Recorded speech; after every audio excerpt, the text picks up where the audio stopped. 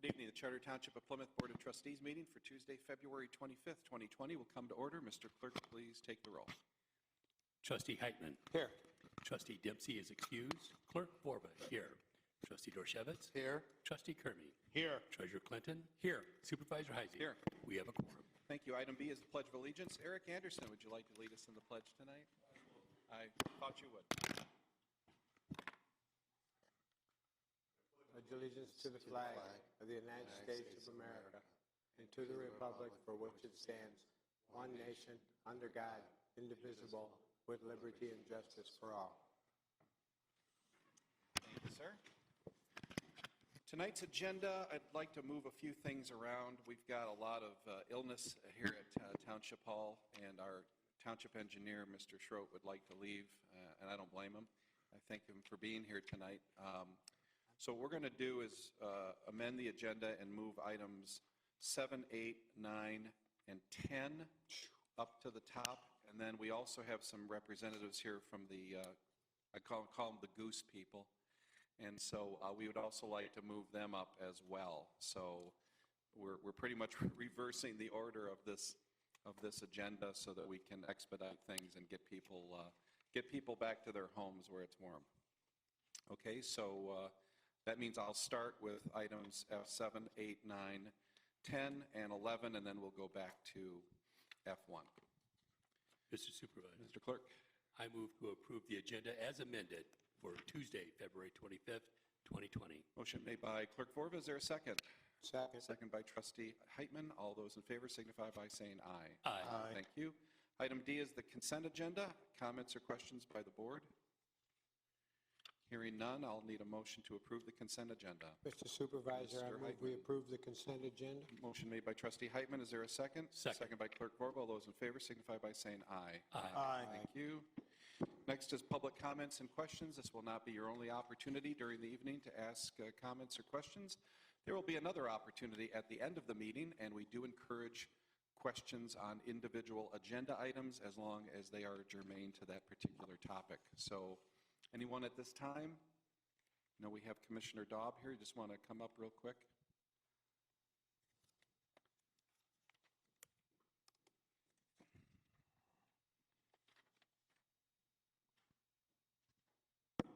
Is this the microphone that's working? Oh, great, thank you. Good evening, everyone. Melissa Daub, Wayne County Commissioner for Plymouth and Canton. Just had one update for Plymouth Township this week. We approved a stop sign, a traffic control order for a stop sign at Greenview Place and Aspen Drive in the Township of Plymouth. And I would like to thank Police Officer Lieutenant Dan Kudra for bringing that to our attention. He's right here tonight. Oh, hello. I didn't even see you. So thank you. That was because of you. We got that stop sign put in place. Actually, I don't know if the stop sign's there yet, but it's been approved, so it will be. We'll take And then one other thing, the county is aware that there is a snowstorm approaching, and we are preparing. So are 154 trucks in total in our fleet, and we plan to keep 100 trucks out on the road all at once. So if anyone has any concerns about snow clearing or anything, please call 188 Road Crew. That should be your first call, and then if you can't get that resolved, then please call my office. Question. What number do people call to report potholes? 188 Road Crew. Oh, same number? Yep. Same number. That's the all-purpose number for anything Okay. road-related. Okay. You can also do it online. It's a very easy form to fill out, and they send it in. You create your own service request number. Yep. We also have an app, Wayne County Connect. Yeah. Okay, good. Okay, anything else? So much. Anybody else? Okay, let's move on. So we're going to go to item F7, St. Kenneth's Church Storm Drain Agreement. Mr. Schroet? The St. Kenneth Storm Drain Agreement is for a property on the west side of Haggerty in between 5 Mile and M14. This is a building addition and some parking lot work that involved They ended up being required to add in additional detention per Wayne County standards, which is what this is for. It's basically a 72-inch storm, 2 long 80-foot lines. Okay, any questions for Jeremy on this? And there's no one in the audience on any of these particular issues, so any other questions? Ready? Pardon? Ready? Yep. For a motion? Yep. Move to adopt Resolution 2020-0225-21, authorizing the Township Supervisor to sign the Wayne County Permit M50540 and approve the storm drain agreement with Mooney Real Estate Holdings and authorize the Township Supervisor and Clerk to execute same. Motion's made by Trustee Kermy. Is there a second? Second. Seconded by Clerk Forba. Mr. Clerk, please take the roll. Trustee Heitman. Yes. Clerk Borba, yes. Treasurer Clinton. Yes. Trustee Kermy. Yes. Trustee Dorchevitz. Yes. Supervisor Heisey. Yes. Motion carries. Thank you. Item F8 is St. Ken's Church, request for vacation of an existing public utility easement. Jeremy? The existing 6-inch water main that's on site is not centered within the existing easement, and that easement now encroaches into the proposed building addition. So the request is to vacate that existing easement with the intent of the next item being adding a new revised easement. Okay. Any other questions? Then I'm looking for a motion. Mr. Heitman? Move to adopt Resolution 2020-02-25-22, authorizing the township to approve and record the vacated water main easement. Motion made by Trustee Heitman. Is there a second? Second. Second by Clerk Vorba. Mr. Clerk, please take the roll. Clerk Borba, yes. Treasurer Clinton. Yes. Trustee Kermy. Yes. Trustee Dorchevitz. Yes. Supervisor Heisey. Yes. Trustee Heitman. Yes. Motion carries. Thank you. Item F9 is St. Kenneth Church water main easement. Jeremy? This is the proposed easement replacing the vacated easement that is now centered on the existing water main and outside of the proposed building addition. Okay. Questions? Need a motion? Mr. Supervisor? Clerk?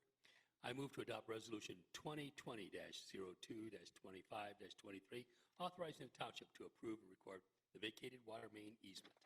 Motion made by Clerk Vorba. Is there a second? Second. Second by Trustee Heitman. Mr. Clerk, please take the roll. Treasurer Clinton. Yes. Trustee Kermy. Yes. Trustee Dorchevitz. Yes. Supervisor Heisey. Trustee Heitman. Yes. Clerk Borba, yes.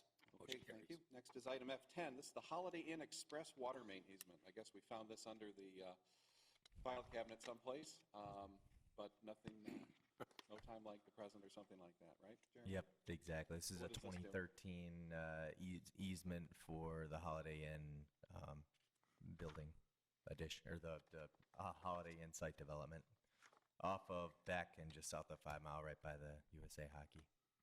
Okay.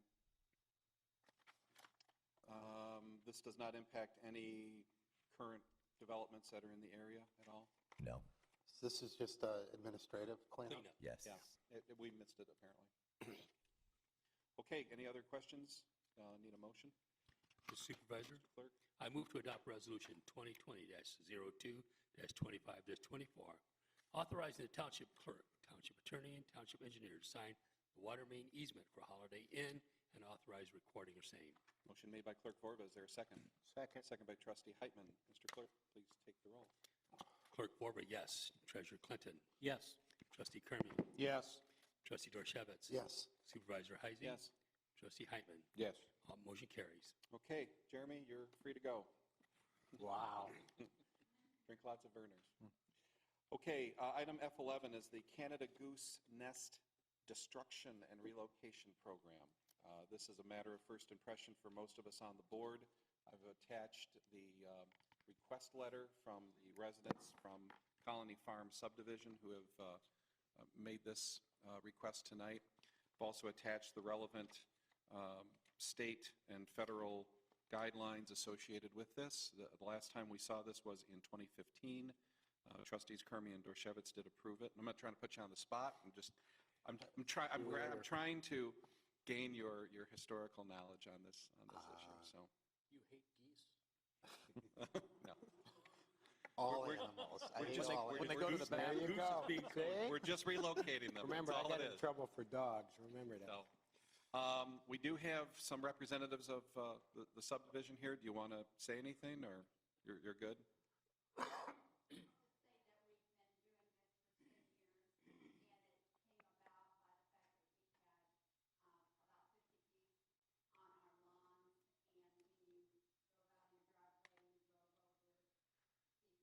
Yep.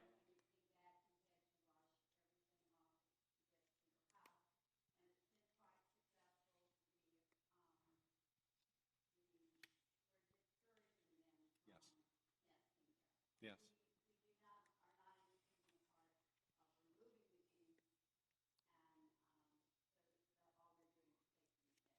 Yes. Yes. Okay. Yes. Well, go ahead. Correct. Yes. Okay. They destroy the eggs, the Humane Society?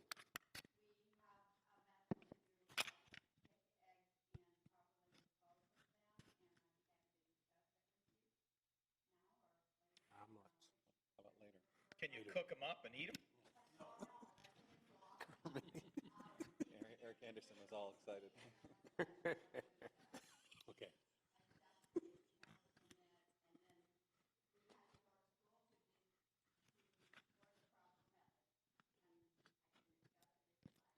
No, it's okay. No, I was we're just good. curious.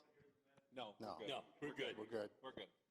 Well, I have a question. How successful are you at getting residents to avoid feeding the geese?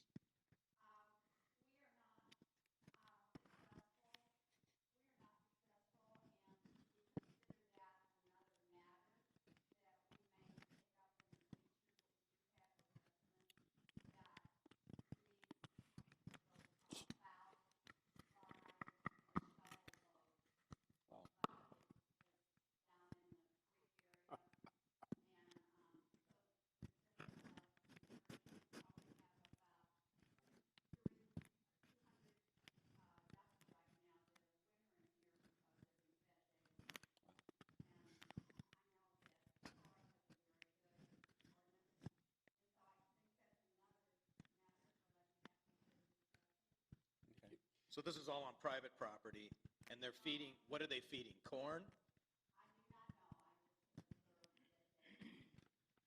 That is a large attractor of rats also. Yeah, it is.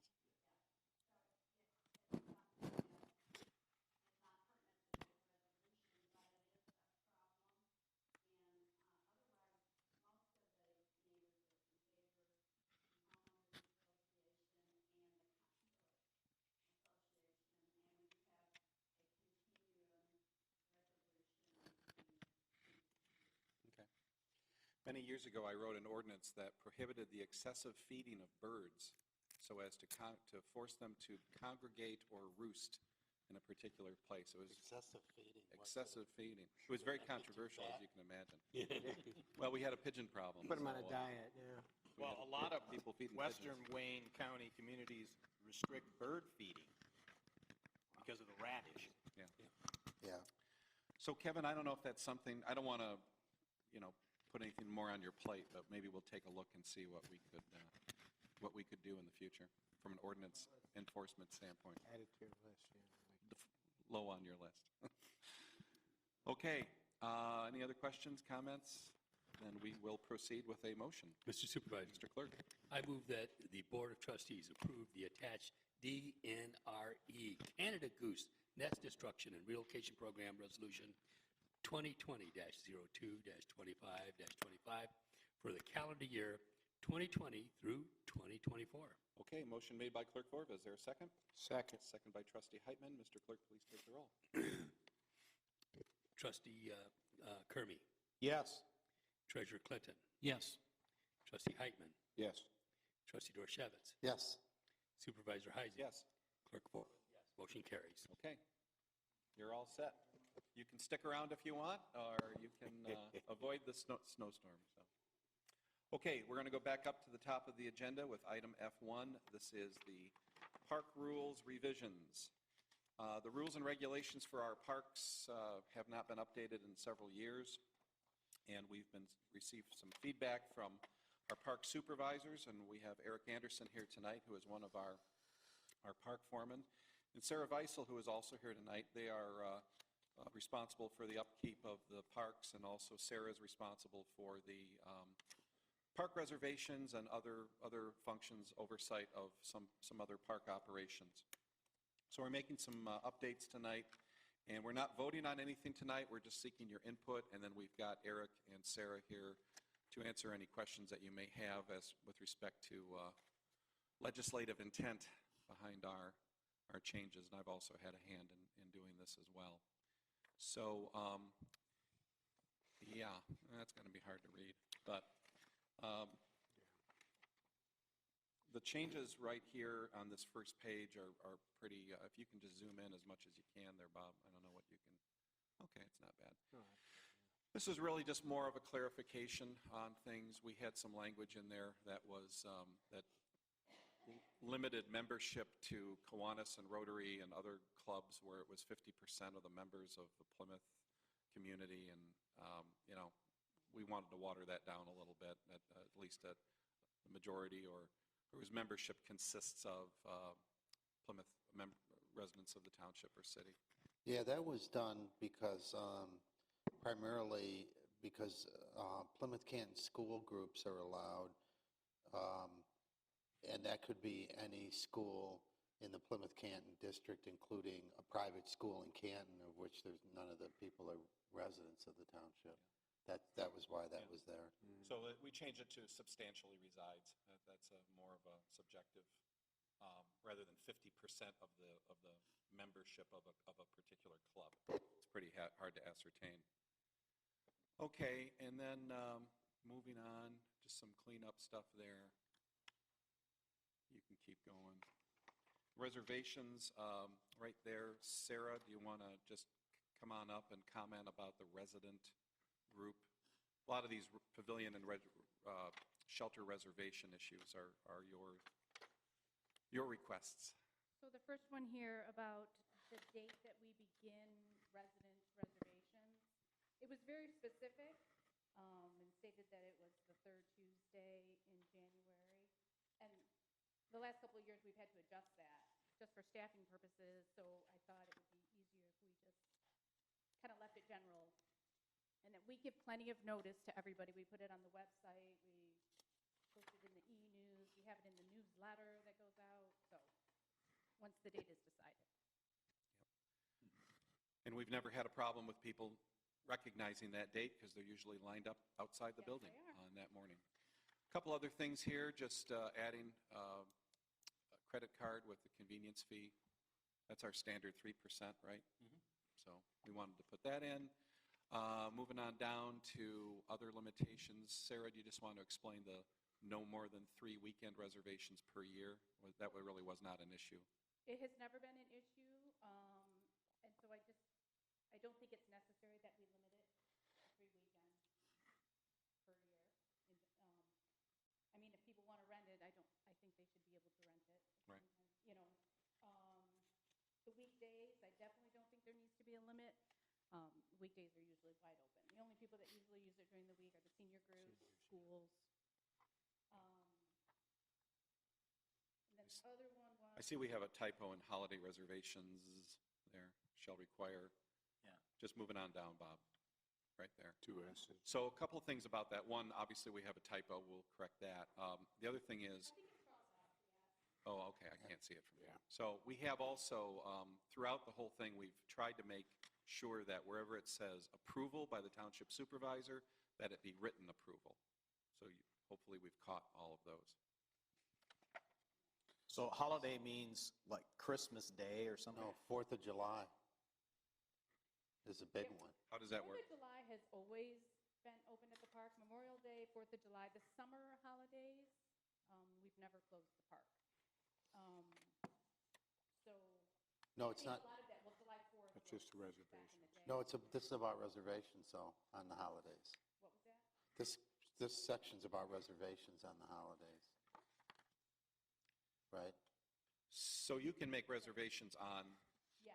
on Memorial Day and 4th of July. It just requires written approval by the supervisor because, Well, what's the criteria under which there would be approval or not approval?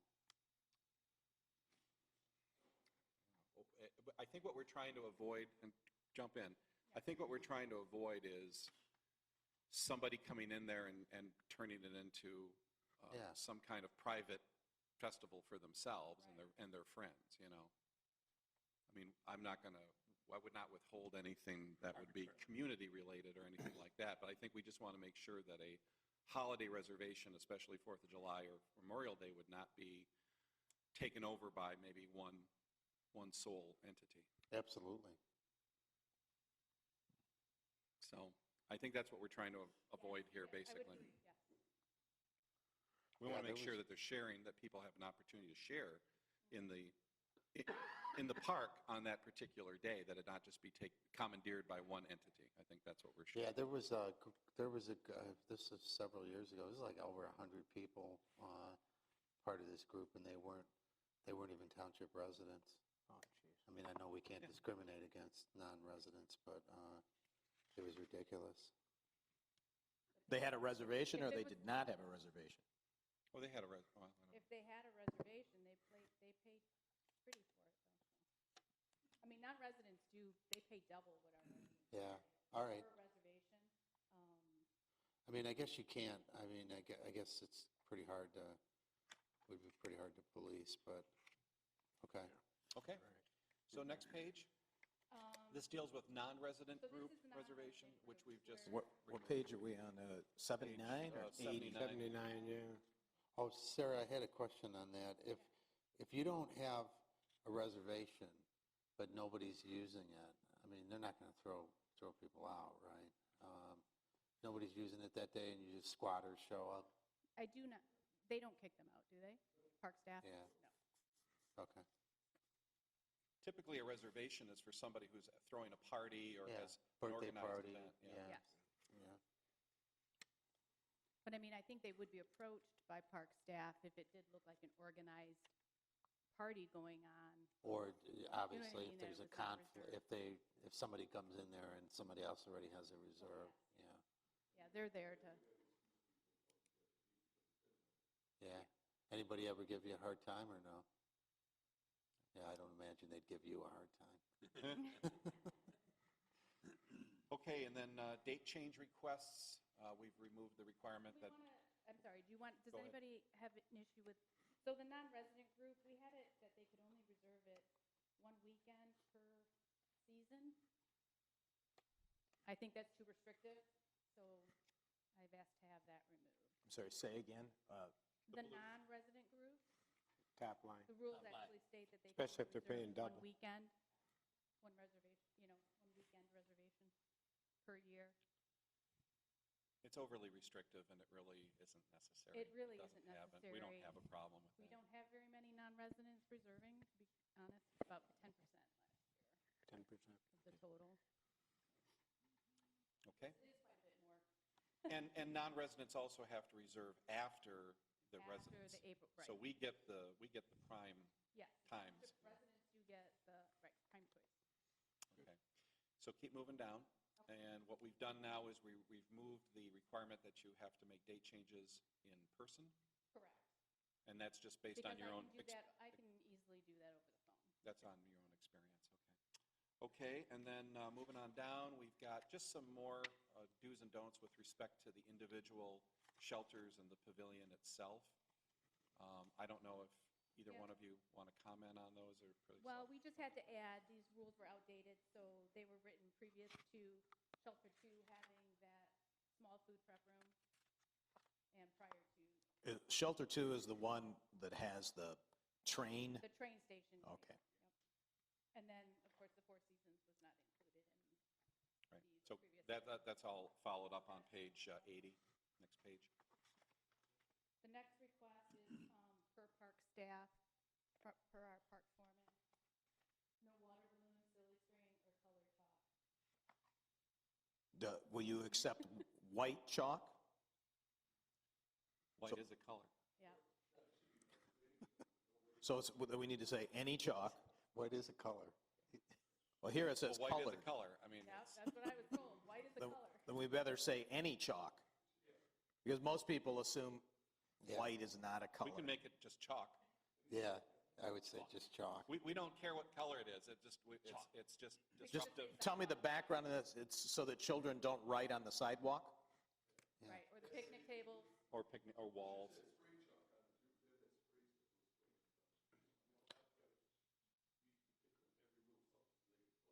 Yeah, I don't think Well, we're going that's, to list I mean, that's the every thing, single is you might think about language that would just broaden that, no writing on anything. Yeah. No Yeah. writing on any ground, benches, walls with chalk, mud, With any anything. substance. Sharpies, anything.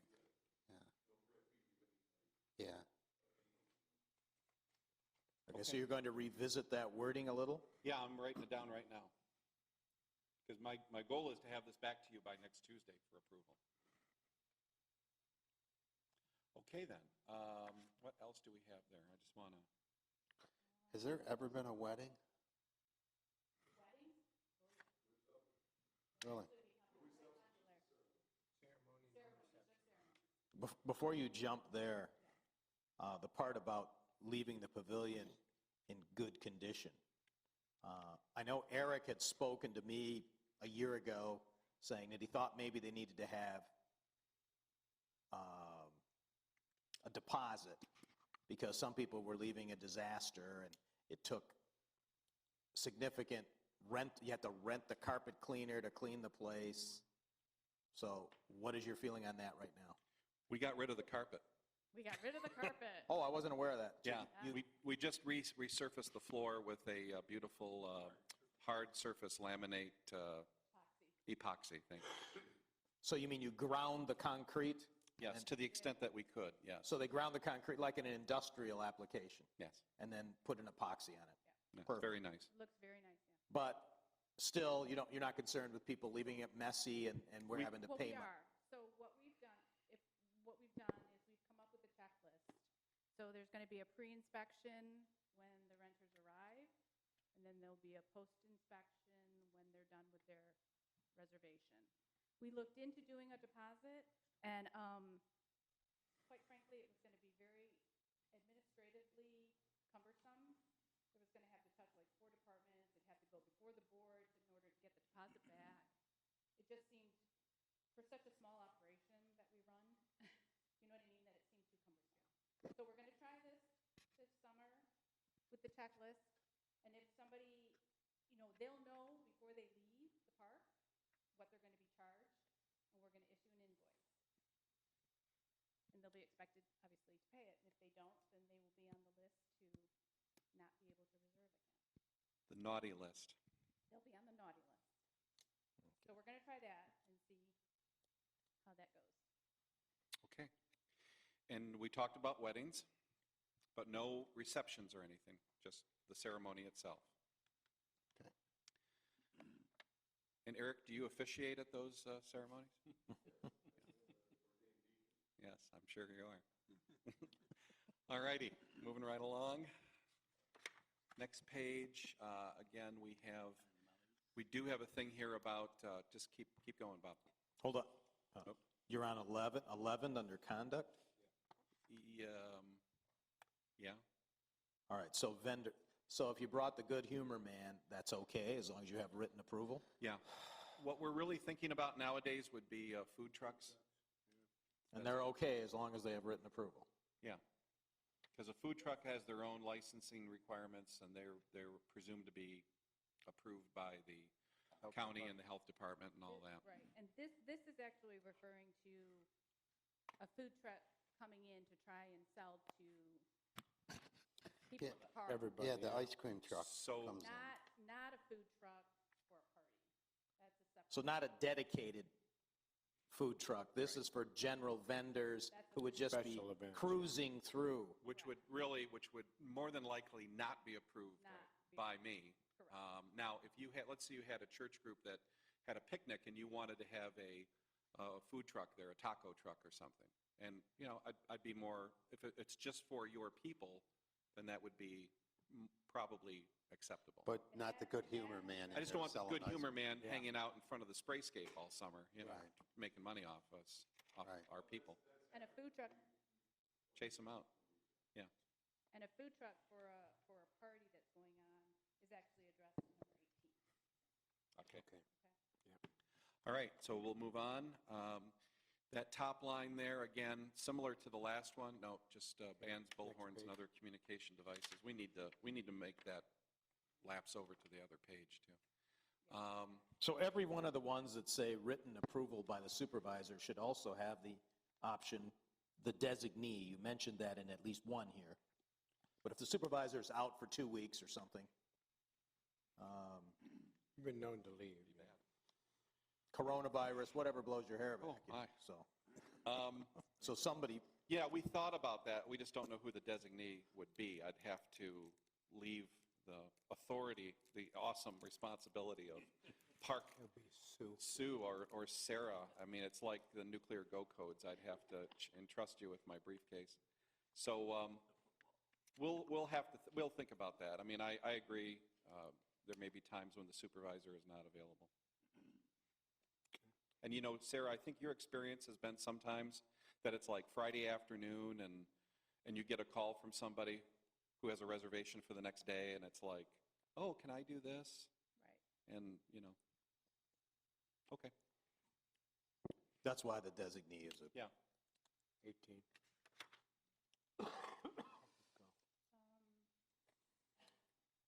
So number 18 is just, we just added some items to clarify. Majority of, so that reserve, they asked me about having inflatables or a bounce house or, that sort of thing. But there are times where they're not, they haven't gotten approval. So it's just kind of in there to let people know that it does need approval because I do need to see insurance and all that kind of stuff from these, from the vendors. So sometimes you do allow things like that, inflatables, giant inflatables, stuff like I that? do sometimes rule out, yeah. I mean, if it's a Saturday, like a June 13th, I'm not going to let somebody set up a bounce house. Mhm. It's too Okay. crowded, there's not room. So that's kind of a call that we make. All right, moving on. Fires and grills, item 20. Why is horseshoes are not allowed bolded? Any particular reason, or is that just? They really don't like horseshoes. That's just been there, but I'm assuming danger. I think there might, I don't know. well, they tear up the grass. That's a many good kids. point right there. They make a significant hole. You want to include lawn darts, since we're on dangerous objects like that? Lawn darts. I think People are throwing axes now for kids. Yeah. You have No any axe throwing. experience with anything? Yeah. Yeah, Arts, yeah. A lot of those old toys, though, make a comeback sometimes, I don't think they sell darts anymore. Too many people got hurt. Okay, so fires and grills, what did we have here? So that, Cooking and. that was just some wordage. Yeah. The way it was worded. Okay. Smoking. So what you want is if the grill has hot coals, just leave them burn out, correct? Don't put water on them You that pour water, causes corrosion. mud, debris. So then smoking. We spent a lot of time on this one. So this, on my copy here, it's totally screwed up, so. It's that's on not all of good. them, yeah. But it should basic, What's it supposed to say? It got all scrambled up. well, just no smoking. And then. Smoking is strict, listing items, basically, so- what it says is smoking is strictly prohibited in the parks, and this includes marijuana, any other forms of derivatives, any use of vapor products, nicotine alternatives, or any device designed to facilitate the consumption or use of such products. Yeah. That was written by a lawyer. Oh, absolutely. So that includes, that language will include pipes. Pipes, That's what hookahs, we're trying to, right. water, I mean, even Gizmos. traditional pipes of yeah, you can't smoke pipes. No smoking at all. No cigars, no pipes, no devices of any kind. we don't, I know that you can put other things into certain devices and vape it or whatever. It's all out. You know that. People can put all sorts of bad stuff in. device is just not allowed. Yeah. A vaping device is not allowed. Right. Yeah. So how is that enforced? Do you guys go around enforcing that, Eric, or?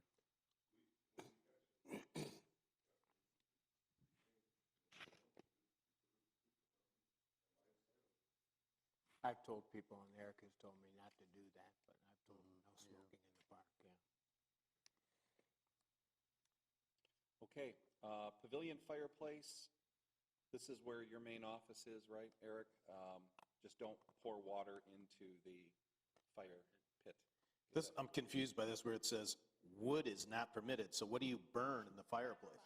Not provided. Oh, okay, provided. All right. Okay, so that's just, again, to stop from sloppy mud, yuck all over the place that those guys have to clean up. All righty. One of those fires burned it down once to the ground. Oh, jeez. So we're going to move on to item 27, Sled Hill. 20. Just removing the snow machine. Yeah. Yep. That it will make snow. Amen. The controversy of snow machines. The snow machine may make snow. It wasn't a guarantee, but anyway. Then we move on to the bus policy, and this is another one where I have the ability.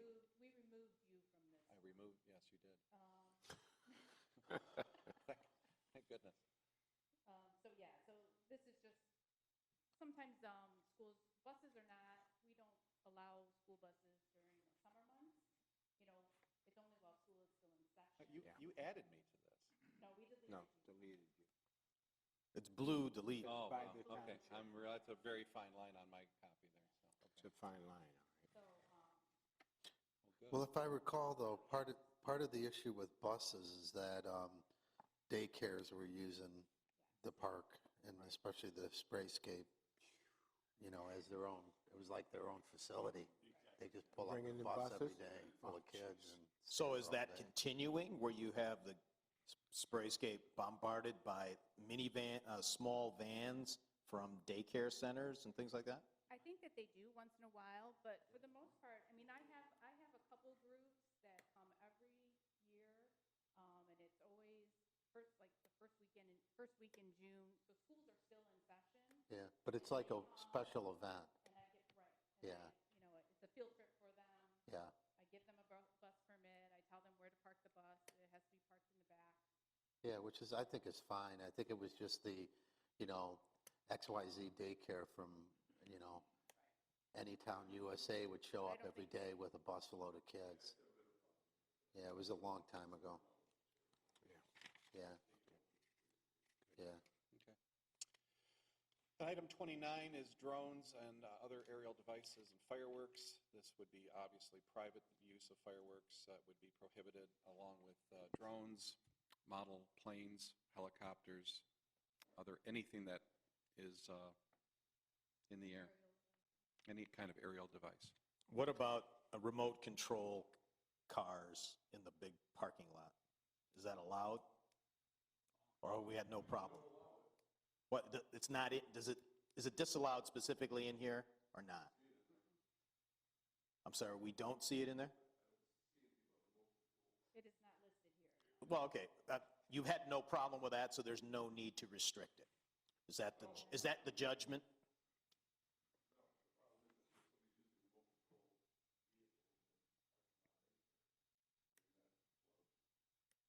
So you would want it in here, is what we're saying, Okay. asking? Let's put it in, yeah. So you want to think about adding that? Yeah, Let's add it, I'm writing yeah. it down. Good idea. Yeah. But if I go there like like today, there's nobody there and I have my car there, will they be allowed to do it? No?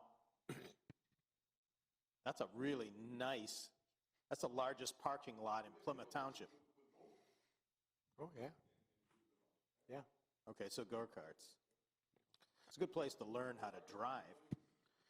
So what's the thinking behind not allowing drones? if somebody wants to practice their drone skills. It's really a matter of Privacy. privacy. We don't want people spying on people, and we don't want to, a lot of people, especially if they're unfamiliar with how drones operate, they get caught in trees and buildings on rooftops, and then we have to go out and retrieve them. So we just don't want to be responsible for any of that. So it used to be the fire department retrieved cats, now they retrieve drones? My drone is in a maybe. tree and I can't get it down. Okay, then. Good update, And that's Chair. it. So I've made some changes here based on your feedback, and I think what we will do is get this turned around and cleaned up a little bit, get rid of some of that weird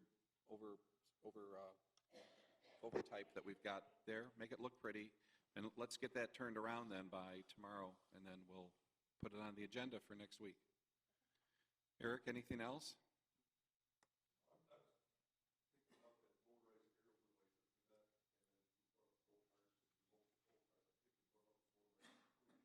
What is it? Scooters? You mean, okay, so that where you, Wait. you put 1 foot on it and, Well, or you might two, wanna, I know what you're talking about. You might, you might want to drive or draft some languages like any kind of motorized device, because there's all kinds of them. Except There's the electric wheelchair. skateboards, Except the there's wheelchair. segways, there's hoverboards, there's a ton of different stuff. Yeah. And we don't want any of those in there, right? any, so Yeah. that's any motorized wheeled device. Motorized, wheeled. Well, yeah, I mean, we can't do anything that's going to violate ADA. Right, oh, right, good point. Any motorized wheeled device. What do you call those things that are in Kroger that are motorized, 3-wheeled things that you drive in the store? What are those called? Handicap cart. Okay. Shopping So those got to carts? be allowed. Yeah, well, we'll, Yeah, okay, yeah, you can bring a wheelchair, obviously. scooters like that. Yeah, good work. Okay, I'm just writing some things down here. Okay, I guess we're all set then? We're going to move on? Okay, thank you. You guys are free to go. See you next week. All right, item F2 is the first quarter budget carry forwards. Ginger?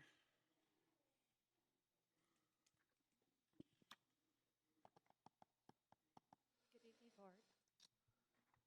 The first item You're before going to have to you really speak is into that. a You request- really, I Close can't to that as hear. you can. There we are. There you go. Yeah. I need a ladder for the microphone. Here, you know what, Kevin, here, she can use mine. It's like karaoke. It's karaoke night. Can you hear me now? Yeah. I'd like a Verizon Better. commercial. Can you hear me now? Okay. The first item before you is actually a request based on the approvals that the board has already processed for fiscal year 19, in which certain items were brought before you for the budget and were either in a partial state of completion or had not yet been completed at the end of fiscal year 19.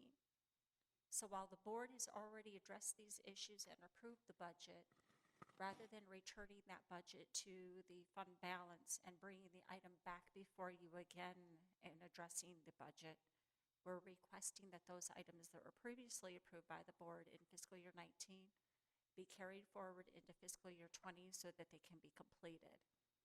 So did you have accruals for, in 19? You closed the Accruals? books, yeah, you closed the books on 19, right? As of December 31st, 2019, that ends the fiscal year budget.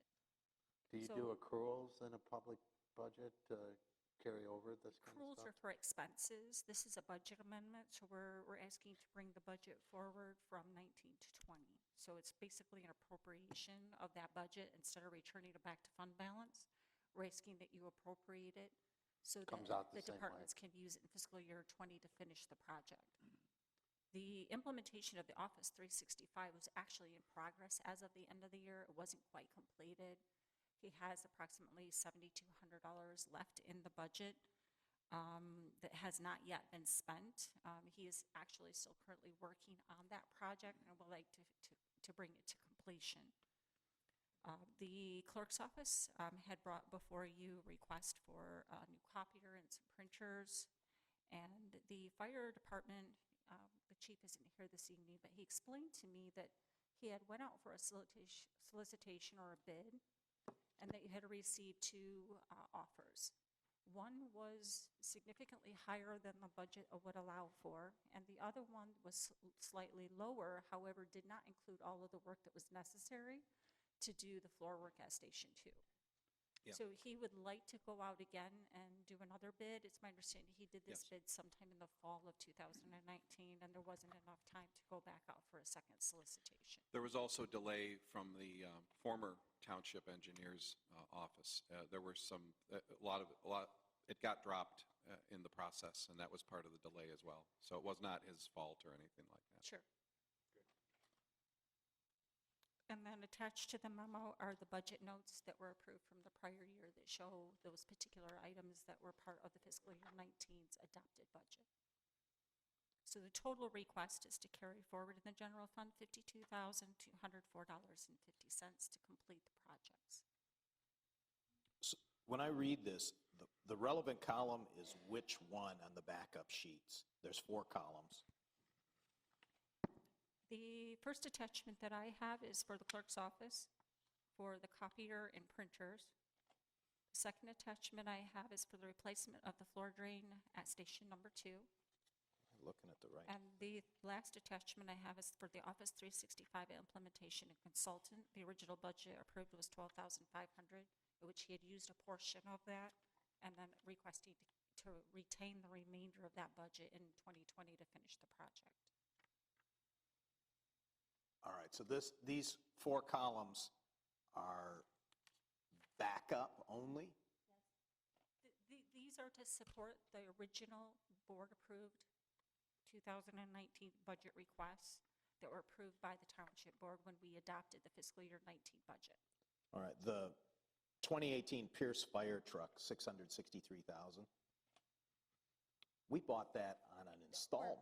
We're not requesting those items. These are all of the items that are within that general ledger account. Okay. And of those items that were requested, screen stops moving. Where do you want me to go? So there was a total of $223,000 that was requested in the budget. Of that budget, we're only asking to bring the last item, Office 365 implementation. The budget was $12,500. Oh, And of that, we're only asking to bring forward, we changed my memo. yeah. Okay, so that's how 7,200. this is to be read. All right, I understand now. Were those highlighted in your copy? I highlighted them in yellow, but I'm not sure what your They're not copy or your highlighted in packet my, looked like. they're not highlighted on that page either, which I is didn't what was in our understand. copy. I didn't- Okay, I apologize. So these are the ones you want to bring forward? Yeah. Correct. Okay. So no actual construction or use of the $30,000 that was allotted for the floor replacement and the drains at Station 2 was actually utilized in fiscal year 19. So we're requesting to bring the entire $30,000 forward. The clerk's office had a purchase of a copier as a placeholder, or the option to lease had a request of $10,000, and printers in the amount of $5,000. So of all of the items that were requested in the fiscal year 19 budget, we're only requesting to roll those items forward so that we can actually purchase those items in 2020. So last year, or in 2019 and maybe even 2018, Kurt, we had something in for doing some repairs and crack sealing on the entryway of the stamped concrete to Plymouth Township Hall. It hasn't gotten done, so does that have to be carried forward? Or was there no earmark in there? I don't recall I seeing believe that there was no earmark in the 2020 budget for that project. This is 19 that we're talking about. Yeah, that's what I'm right talking now. about. 19, there was, I don't we know had what put is something earmarked in aside, it never got 2020. done. It never got done, so So what do we do to get it done this year? we would have to do a budget amendment at some point later in this year. Yeah, if it's something that we want to move forward with for this current fiscal year and we have not yet budgeted for it, then we could go ahead and do a solicitation and bring that forward to you and then ask for the appropriation at that time once we know what the cost might be. All right. My recommendation, Kurt, is that we take a look. I know that we had quotes before. The building inspector or building, Mark Lewis, thought it was too expensive, but the real answer is to seal the cracks with a self-leveling, high-quality polymer, which works very well, but it's expensive. It's about $3 plus a foot, but it works. Okay. And it'll preserve the life of that very expensive concrete versus taking it out in a couple of years and spending the money to replace it completely. Okay. But we've been procrastinating on it for almost 3 years, I think. I know we did the parking lot last year, but we resealed that, but no, we haven't done this other project. I'm only aware in fiscal year '20 of the reserves that we had planned to move into the township revolving fund for building repairs in the Right. future. We do have some money set aside for that specifically that I've seen, but I don't recall that there was anything And we specific to could that. and we could certainly do that. We'd also have to make sure that it's timed around the elections as well, since we have a lot of traffic coming in here during that time. But we'll take a look at that. That's a fine request, but that would be a budget amendment at that particular time. Yeah, if it's not And- budgeted. And you would have you'd be able to find the money out of the appropriate line item. You would. Yeah, we can review it. Okay. But before you today are those three specific building fund. items to be carried forward if the board so Okay. chooses to move forward with those projects. All righty then. Any other questions by the board? If not, then I'll look for a motion. Anybody from the public? No. Okay. Supervisor, Mr. Heitman? I move that the Board of Trustees adopt Resolution 2020-02-25-17, authorizing the Finance Director to amend the full year 2020 adopted budget and to appropriate the general fund balance of $52,204.50 from full year 2019 to full year 2020 for funding the completion of Office 365 implementation, the purchase of copiers and printers in the clerk's office, and the replacement of flooring and drains at Fire Station Number 2. Motion made by Trustee Heitman. Is there a second? Second. Second by Trustee Dorchevitz. Mr. Clerk, please take the roll. Clerk Borba, yes. Trustee Kermy. Yes. Treasurer Clinton. Yes. Trustee Heitman. Yes. Trustee Dorchevitz. Yeah. Supervisor Heising. Yes. Motion carries. Okay. Next, Ginger has the item F3. This is the 2020 Downtown Development Authority budget. This budget has been approved a couple weeks ago by the DDA and is now submitted for your consideration. You want to walk us through this a little bit? So as Supervisor Heiss indicated, the DDA met on February 10th and was presented with the budget, their budget request for 2020. Revenues for fiscal year '20 are expected to be $431,300. This is made up of their tax capture within the DDA's district, their share of the local community stabilization for essential services. Can you tell me what that is? Is that what used to be called personal property tax offset, or what? Well, in 2013, the state of Michigan determined that we would start to remove a portion of personal property tax or to phase it out. Right. The first implementation was the Small Taxpayer Act, where if the total assets were $80,000 or less, the business could file for an exemption to be exempt from paying personal property taxes. So this local community stabilization is the reimbursement from the state of Michigan for lost personal property tax. Correct. When does that law expire? When do we stop getting this money? Because it does have a sunset. I think it expires, I want to say, in 2022 or 23. 23 sounds All right, so we need to good. plan for that. $100,000, that's 25% of the budget, Well, the revenue, yeah. or revenue.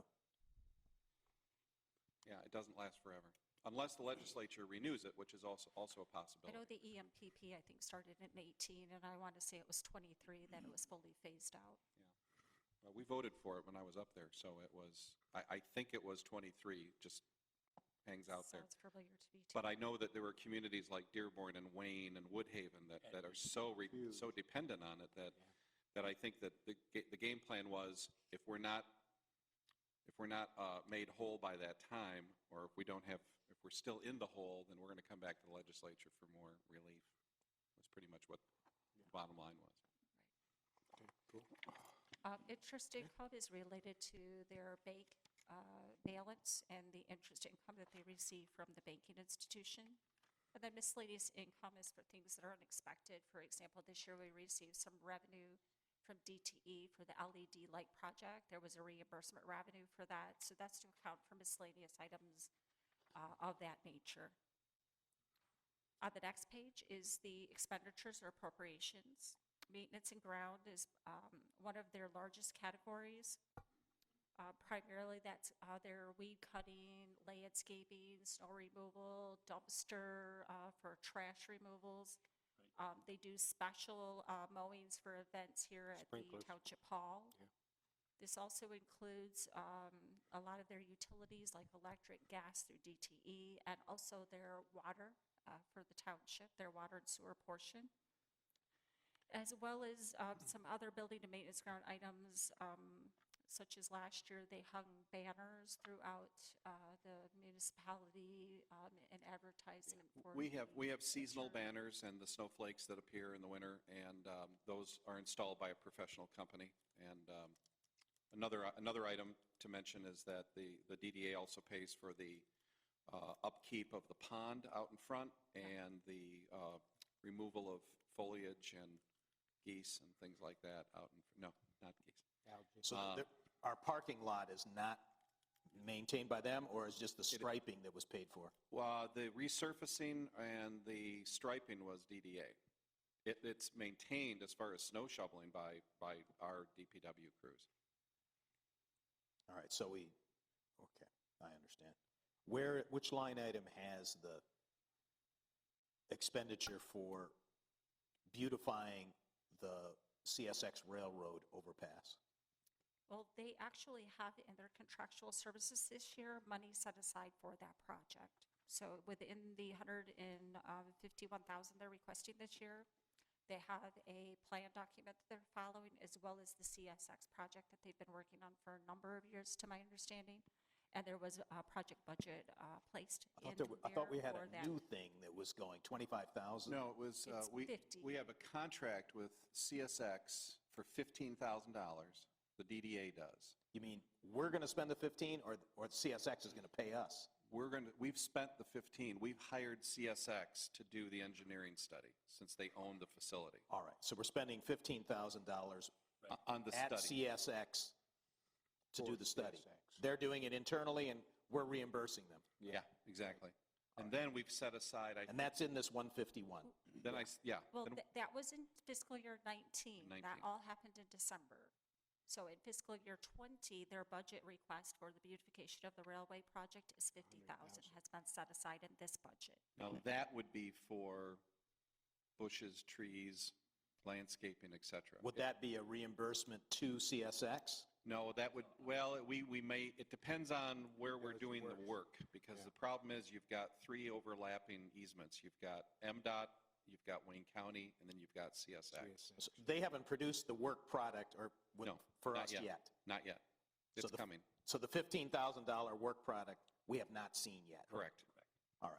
And We'll okay. go from there, yeah. So the 50,000 is a placeholder right now. I mean, we wanted to make sure, we wanted to show that we were willing to put money down if we have to buy landscaping equipment, bushes, trees, rocks, et cetera, to help beautify it. I think it's going to be a lot more than that, but we want to demonstrate to CSX and to the state and to the county that we're willing to put some skin in the game and help them. I don't think this DDA wants to pay for the whole thing.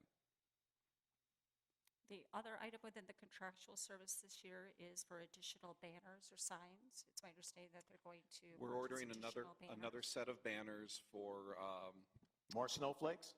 no, snowflakes. Patriotic, no, not For pictures of me. $151,000. Patriotic, red, white, and No, blue it's a small piece. It's- flag type things. Just banners that are more patriotic for the 4th of July season. That's not the whole 151,000. No. That's two of the items. Okay.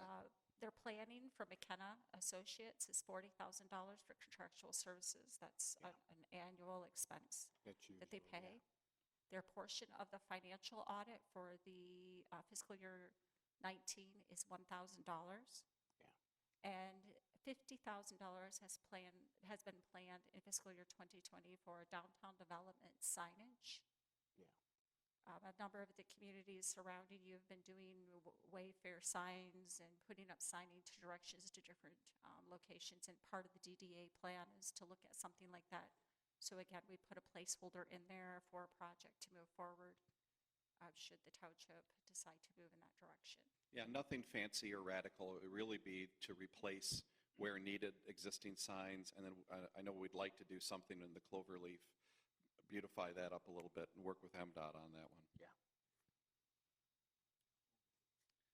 Utilities here are not the 275. utilities that you're thinking of when you're thinking of water, sewer, and gas. This is the DDA's portion of the street lights. Oh. So the street lights within the downtown development district, the DDA supports that and pays for a portion of that bill. It's not, it includes water bill also, right? The water bill's actually in maintenance and grounds. I probably will restructure the activity next year, as now that I'm been here for, 3 months? Yeah, maintenance and I'll grounds is probably where it start is to now. move that All right. activity down there as well, but right now it's specifically for the streetlights. Good job. And that's the budget. So Okay. I'd entertain any other questions that anyone may have on the board or in the public. Hearing none, I'm looking for a motion. Mr. Supervisor, Mr. Heitman. I move the Plymouth Charter Township hereby approve Resolution 2020-02-2518 to authorize and adopt the fiscal year 2020 budget for the Plymouth Township Downtown Development Authority. Motion's made by Trustee Heitman. Is there a second? Second. Second by Clerk Vorba. Mr. Clerk, please take the roll. Trustee Heitman. Yes. Supervisor Heisey. Yes. Trustee Dorchevitz. Yeah. Trustee Kermy. Yes. Treasurer Clinton. Yes. Clerk Foreman, yes. Motion carries. Thank you. Next is item F4. This is the 2020 Brownfield Redevelopment Authority budget. Okay, thank you. As mentioned earlier, both of the component units actually held their meeting on February 10th, and the budget was set based on their requests. I'm going to ask Supervisor Heist to talk a little bit about the MITC. I think that will explain a number of these items that you're going to see on the budget, to just kind of talk a little bit about what that project is and the reimbursement that we're looking at from the state, and why some of the expenses that were included in this budget. Sure. So as you may remember, we approved the Brownfield Redevelopment Plan for the MITC Authority in December of 19 and sent that to the state of Michigan. And we were in a big rush to get that done because we wanted to lock in the estimated value of all of the MITC parcels before the end of calendar year 2019. That brownfield plan has been sent to the state of Michigan, and it is still being reviewed by the state. The state of Michigan Land Bank, which is a partner in the MITC Authority, has assured us repeatedly that they are going to, we have actually made a budget request. The MITC Authority approved a budget of roughly $750,000, at least $700,000 for calendar year 2020, and we have forwarded that budget request, or that reimbursement request, to the state of Michigan. So the state has told us that they're going to write the MITC Authority a check for $700,000 to cover all of our administrative, legal, engineering, and financial expenses for 2020. We haven't gotten that check yet. We hope to get that check. I will be going to Lansing with Supervisor Nix on March 18th to meet with the land bank on a variety of issues, but this is going to be top of mind, assuming we don't have that check in hand by then. So we are awaiting that reimbursement. They have assured us that the check is coming. We don't have it yet. So we still have to pay the lawyers, the engineers, the consultants, and the finance people who put the brownfield plan together. It was an extensive document. Most of those fees went to the SME engineering firm based here in Plymouth Township. We also had lawyer expenses, and we had to hire a financial consultant as well, so that, because it's an independent governmental entity, so we have to comply with all of the state budget and auditing requirements, just like any other local government would do. All of this involved expenses that had to be paid to these various vendors. So in the case of Plymouth, in the case of Northville Township, they have been paying these consultants out of their general fund. And I didn't want to do that. So I contacted the Michigan Land Bank, our agent there, who is Jim Tischler. I also contacted an attorney that we've worked with in the past from the Honigman Law Firm, who has advised us in the past on brownfield redevelopment issues and funding. Both of them have told me that these are allowable funds as long as we have a brownfield plan in place for the MITC or any other brownfield within the jurisdiction of Plymouth Township. So I went to the Brownfield Authority, explained this to them, gave them the invoices from these various consultants, and they've paid them for the months, basically the fourth quarter of 2019, and now essentially the first quarter of 2020. And we don't meet again. The Brownfield Authority does not meet again until April. We may not even need to meet again in April, but we're fronting the money. The Brownfield Authority is fronting the money. It's a permissible expense, and it's all on the assumption, and it's actually in our motion that we are expecting to be reimbursed by the state of Michigan. If we're not reimbursed by the state of Michigan, that is going to be the least of our problems at that point, because if they're not going to reimburse us, then the state will be putting the entire MITC project in jeopardy. So there are sufficient funds in the Plymouth Township brownfield account Yes. to cover the fourth quarter last year and first quarter this year? We actually have a sizable surplus in the brownfield budget to the tune of what, Ginger?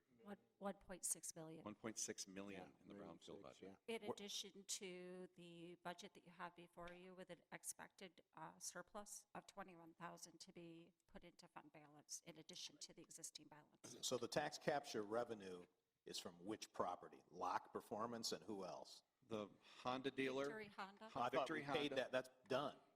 Well, Oh, I think this is the last year, or last year was the last year. I thought you said last meeting it was paid off. No, we probably have one more year. I think we have roughly $30,000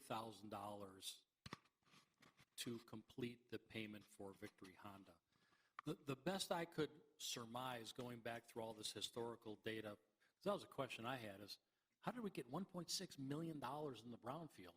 The best I could surmise going back through all the historical records was that the LOC brownfield that we had back in the 90s, there is an option not only to capture, but to extend it for 5 years. And the capture was extended for 5 years and built up that $1.X million surplus, which just continues to grow and grow and grow because I invest the money so wisely. Which property was it? And you used the word LLC? Lock Performance. Oh, it was Lock. Lock. Yeah. But Lock is paid off. Correct, but after it was paid off, we continued to capture for 5 more years. So Lock Performance continued to pay for an additional 5 years? It continued to capture the revenue and put it into the brownfield fund. Yeah, but the revenue was paid by them that got captured, right? It was paid Because by them. they were the only ones in the Correct. district. Correct.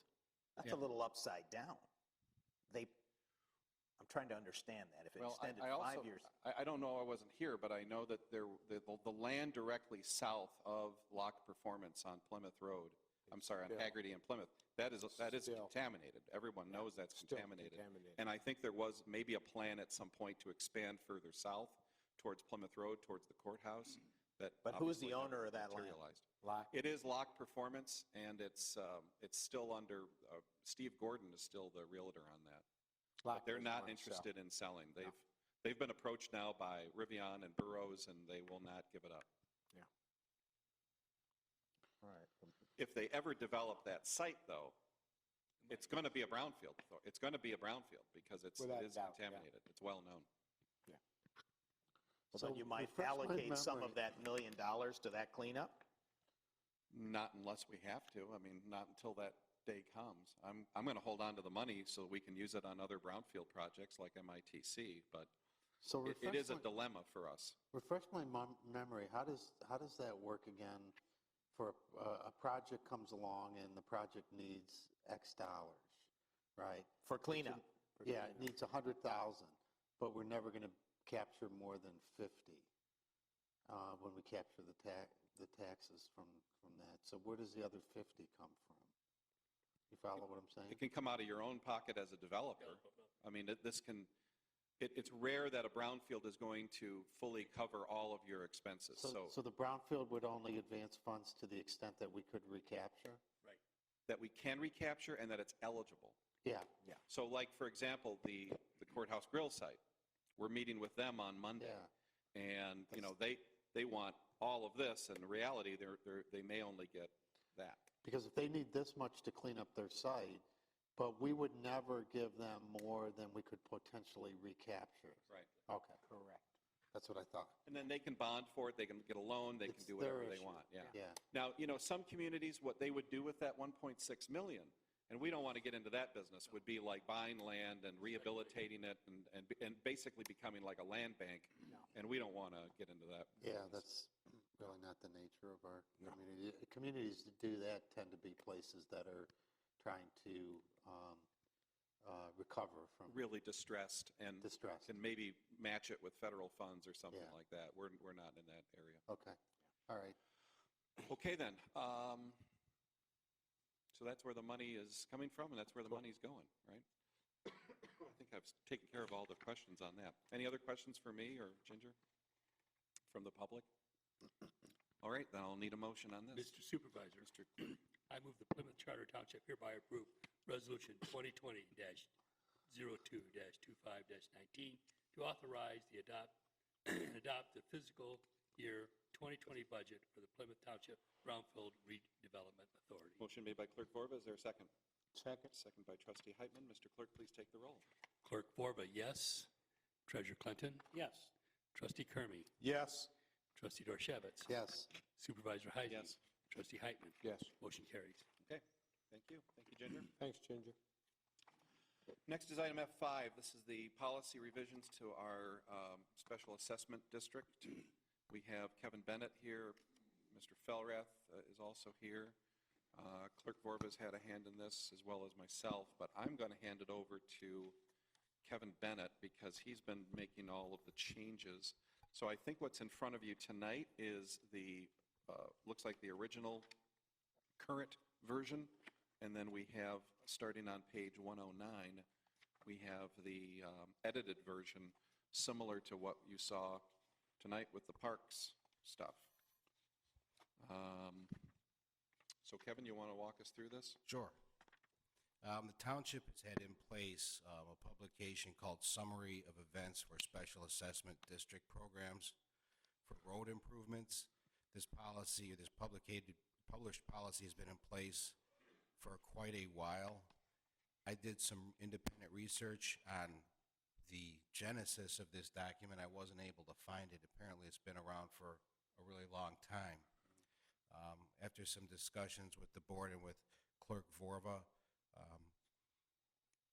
I guess the township decided to implement an additional step in the two-phase process. The township's current two-phase process involved having signatures on petitions from owners of 51% of the frontage of the proposed project. That is all that is required by Public Act 188. The township traditionally has imposed an additional requirement of 51% of the total units approving by petition the proposed project. So it would be a bifurcated process that would require both 51% of the frontage, which is what's called for by Public Act 188, and the township's additional imposition of the requirement of 51% of the total units. Recently, the township is contemplating adding another step to the first tier of the process, the first tier being the hearing of necessity step. What was proposed is that the township have two separate steps, or two separate phases of the first step. The first phase would be getting the signatures of both 51% of the frontage and 51% of the units to get the cost estimate by the township's engineering consultant. This first step of the petition would not be binding with respect to creation of the project. It would only be to grant the township the request to have the engineering consultant do a cost estimate for the total cost for the project. The rationale behind that is that the homeowners would be in a better, the property owners would be in a better position to determine whether or not they want to proceed with the proposed SAD if they knew the total cost of the project. This change to the publication, the change to the publication implements this additional step. Aside That's from- informational meeting number 1? Yes, yes. So there would be more than one informational meeting. It would be, there's 2 steps to an SAD process as contemplated by Public Act 188. There's the hearing of necessity and the hearing on the apportionment of the assessment. The first step requires the 51% total frontage and 51% total units to be on the petition. The township has, I believe, decided to expand that into step 1A and 1B. 1A is to get the total cost estimate from the engineering consultant, and 1B would be once the total cost is known, then the property owners would be in a position to determine whether or not they want to proceed. If the step 2, or pardon me, phase 2 of step 1 goes through, that would create the district. Phase 1 of step 1 does not create the district. It only gets the cost estimate. Phase 2, if they approve it, would create the district. Yeah. Then it would proceed, and then after that, after the total cost is determined, then there would be the hearing on the apportionment of the roll, on how the estimate is going to be apportioned to all of the property owners within the district. These changes to the summary of events would be, or they are included in the proposed changes. Another thing that I think is important for the board to know is that we don't know the genesis of this summary of events, whether or not it was approved by the board by resolution. I think for safety's sake, the board should assume that it was adopted by resolution. Because of that, a prior resolution cannot be superseded unless it's done by an act of equal dignity, which would be another resolution. So to the extent that the board wants to include these proposed changes, that should be done by resolution. Does any trustee have any questions or comments?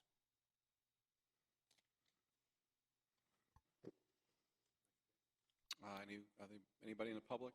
Is, Patrick? Pat Felrath, anything? Are those the only changes? Okay, Well- so, hold on. So I would Well, like to... I made some grammatical changes. Grammatical corrections changes. also. So our game plan would be to get this on next week's agenda as well. Do you have, from a bookkeeping standpoint, do you have, or does Patrick have the document that we'll be happy to clean it up for you tomorrow so we can have the agenda put together? Oh, I can get you a clean copy. Okay. does the final payment need to be part of this policy or not? In other words, the financing goes on the tax roll, all of that stuff? It does not, because the statutory scheme does not call for any specific methodology for assessing or apportioning the assessment. I guess I should have worded my question differently. Should we do it? Or it's not necessary? I would submit that The payment process. I think we have to do it on a case-by-case basis. A lot of it also depends on economic factors, cost to individual homeowners. I think we should maintain the flexibility to do it. But you need to make it clear in here that this is being paid for, and then when you have to pay it. When the job is done, Yeah. you will get an invoice from the treasurer, right? yes. And you have a choice to pay that on time. I think it's 4% over 10 years, or do you pay it, or you pay it in a lump sum by a certain number of days? But that, even that, go ahead, Mark. Well, that's what I've done historically, because that's the way it's been done historically. I know the last 4 that I did, I sent out letters and said, you can either pay me now, or I can put it on the tax bill over the next 10 years. To Right. be honest, I'm not thrilled with that precedent. I think, personally, I think 10 years is too long. I'd like to, and Kevin, I know we have the flexibility to do whatever we want to do, but I think once we establish that precedent, that's going to be there for a long time. 10 years is a long time to pay off one of these SADs, in my opinion. Well, also, that's a practice, but not necessarily a policy, because a future board could say, no, we're not going to finance it. You've got to pay it off. I We don't think, have them, yeah. But what if you have a neighborhood like Litchfield where it's $23,000 per house? I 20,000, mean, yeah. Oh, no, I'm in favor of financing it, but 20 grand. It's- But if it's not in a policy, I mean, if, who knows what tomorrow will bring, and if, I don't know. keep it empty. Keep it like a case-by-case That's what I'm saying. situation. I mean, the law allows us to do that, so let's, All right, so the answer is it does not have to be in the policy. I'm not real comfortable with, I get the argument behind the apportionment piece of it being on a case-by-case basis, but I'm just not real comfortable with that. With what? Hard, fast I policy. moved on to the apportionment element of it. I'm not real comfortable with the concept of, for this project, we'll say, we'll apportion it different than we would for another 30, project. 70, whatever. Right. Yeah, depending. Okay, you're saying because we've never done that before. Yeah. Yeah, and it So- just seems to be like it opens the door for arbitrary decisions. Right. Colony Farms is the one that opened this up. I know, Absolutely, yeah. Because traditionally what we've done is equal benefit, equal pay. I know. That's been the Including practice. condominiums. Yeah. Yeah, it's been the practice. Because the theory is that regardless of where you live in the SAD, you're going to benefit from it, even if Yeah. you're at the front Equally. entrance, yeah. Right. equally. It kept it simple. This is the first time we've had a strong objection. Because the one at Beacon Hill years ago, a woman came in, an older woman, and she lived, Beacon Hill? Corner. was or it Beacon second Hill? house. Yeah.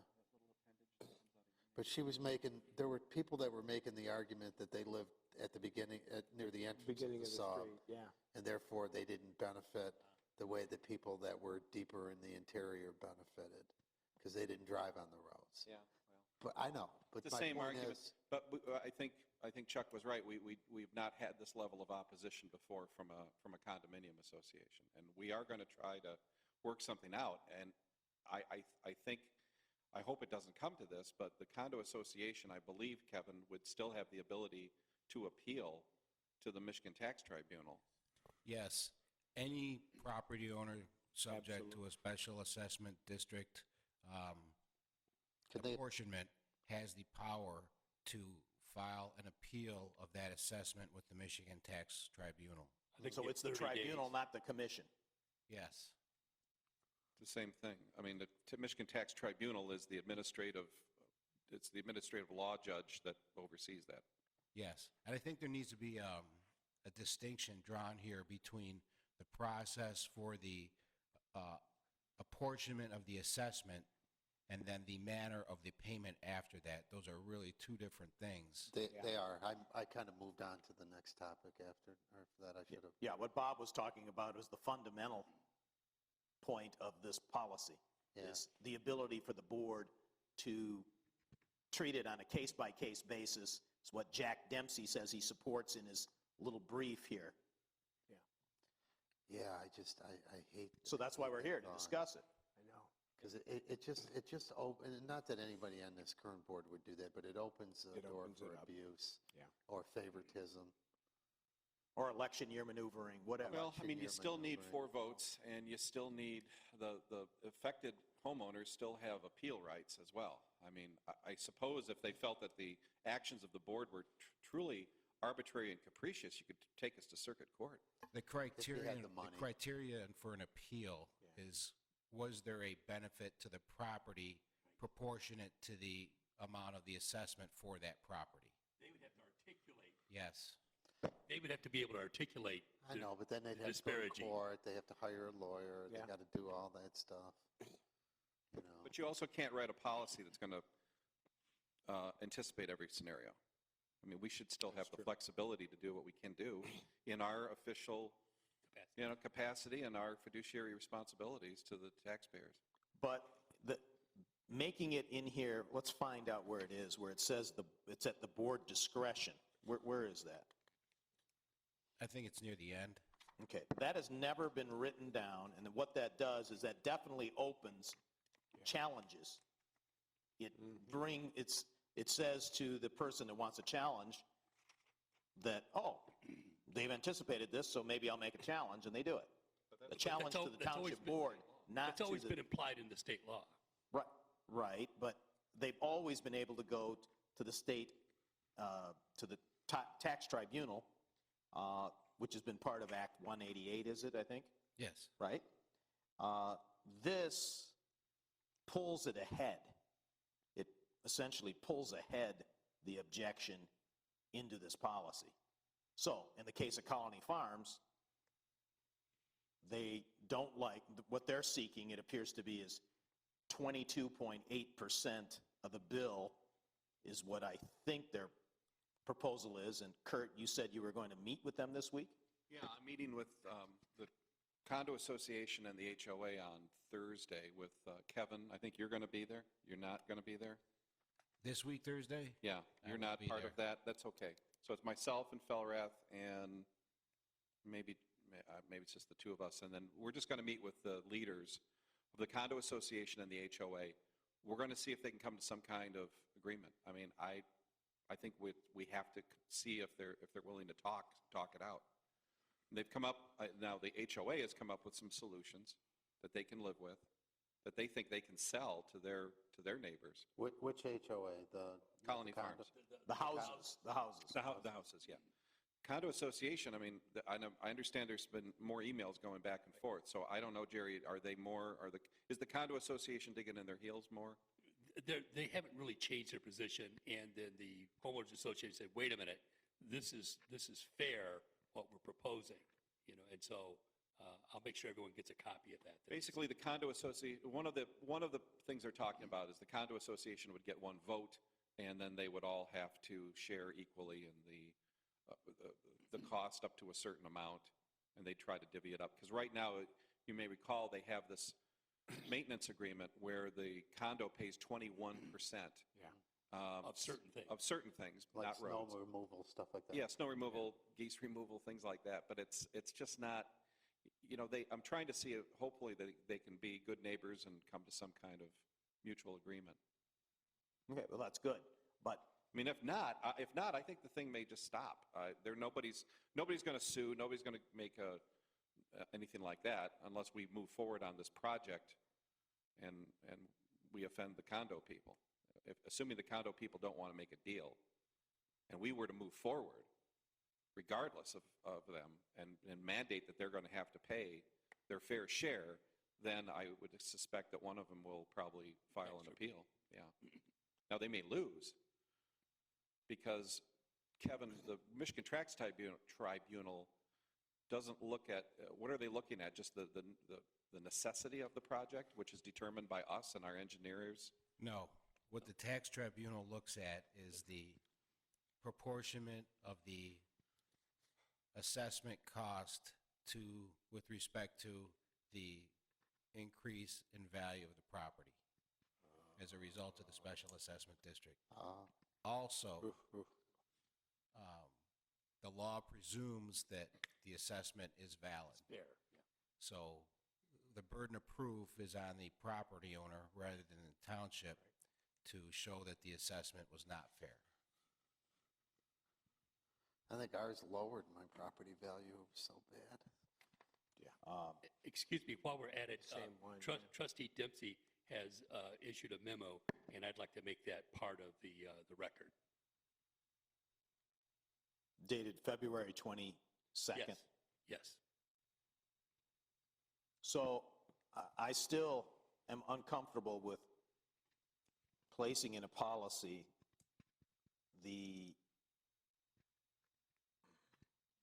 specific language that says that the board can decide how you allocate the payment. It's the broad discretion that I seem to have, or that I have. But that's always more been our trouble discretion. with. Right, but we never had it written down and made it glaring. Well, the second you do it, it becomes the policy in each situation. All I know is, as long as I've been here, it's always been the practice. Yes. Yeah. It's always been the practice. So no matter what you do, when you do it, someone may or may not object. And it's in the state law and May I Kevin? make a suggestion? Yeah. In Dixon Road Group versus City of Novi, the Supreme Court, Michigan Supreme Court ruled that no specific method of portioning the cost of an improvement is required, except that the method selected must be fair, just, equal, and in proportion to the benefits conferred.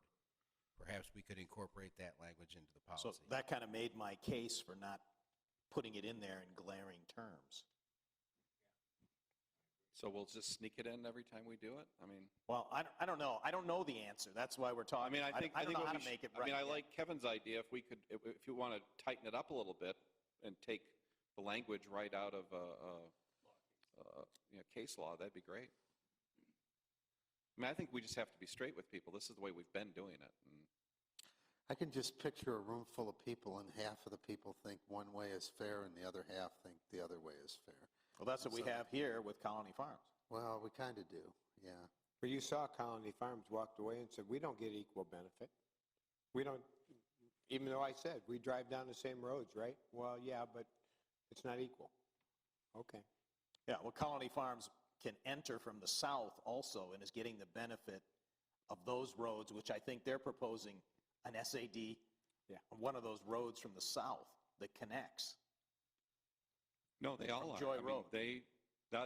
that is part of the Colony Farms project. So the condo people can either, they have to go on to Joy Road or to Ann Arbor Road, and they got to go through Colony Farms. They got to go over those roads. So this case is, this example of condos mixed in with single-family homes, it's a little bit more clear that there's an apportionment issue. Yeah. But what happens if you get into, you got a neighborhood, and now you got neighbors arguing that his lot is bigger than mine, he's deeper in the neighborhood, blah, blah, blah. I could come up with I have a million corner reasons. house, I have to pay more. He's got a I big could come foot. up with a million reasons Yeah. why Chuck should pay more than me. that's And- why we've always apportioned it equally. I know. So it's like, Because you'd be all day arguing this. all But day. let's use General Drive as an example. The General Drive project, we're doing that based on the square footage of each parcel. Because if we did it based on frontage, I've got buildings that are behind other buildings, and their frontage is tiny. I've got others that are, the frontage is massive. Did you say square footage? Square Not footage. lineal footage? No, square. No, we're doing it based on square footage rather than frontage. Really? Yeah. Man, I didn't notice that Oh, calculation. yeah. Square footage. And General you can Drive meet- Court is you going can to meet say the letter exactly of what General Act Drive 188? says. Yeah, because it was we determined that was the fairest way to apportion the cost. Because if you did it based on frontage alone, I've got buildings behind other buildings. I can have a building with a huge frontage that is a computer repair company, and behind them I can have a trucking company, and they're using the road way more, and their frontage is minimal. Yeah. I mean, it's an extreme example, but we have examples like that. So that was the apportionment. But again, we have General Drive Court paying I have the, one guy on General the Drive same. Court who has filed an appeal with the MTT because he feels like he's not getting any benefit from Right. this. Because he's on a court, and the court is fine, I mean, Yeah. in his opinion, it is, but he still has to use the main drag to get out of there. exactly. This is pending? When is the hearing? It's pending, yeah. When is the hearing? I don't know. They filed, our assessors have filed the response. It's very pro forma. So the project thing. is held up until No, the that's resolved? project is not held up. We're still going. We're going to, Next we month. will prevail. It's arguing how much they have to pay. Yeah, they're arguing about how much they have to pay. Okay, so that's the dilemma, I guess. I mean, I'm in favor of putting something in there in writing that enshrines our long-standing past practice. I agree. Well, wait a minute, you say long, we have never apportioned any of these any differently. They've always been the same. One unit, One unit. Yeah. yeah.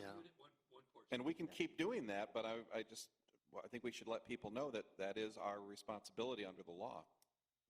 We're not doing anything that's outside of the statute, right, Kevin? All we're doing is reiterating that the board does make that final determination. Yes, Public Act 188 specifies the minimum requirements for creation of the district or hearing of necessity. Section 4 of Act 188 provides that if the Township Board desires to proceed on the improvement, it shall cause the prepared plans describing the improvement and the location, etc. That language indicates that the township does not have to proceed with the project, notwithstanding the fact that they receive petitions of 51% of the lineal frontage owners of property within the proposed district.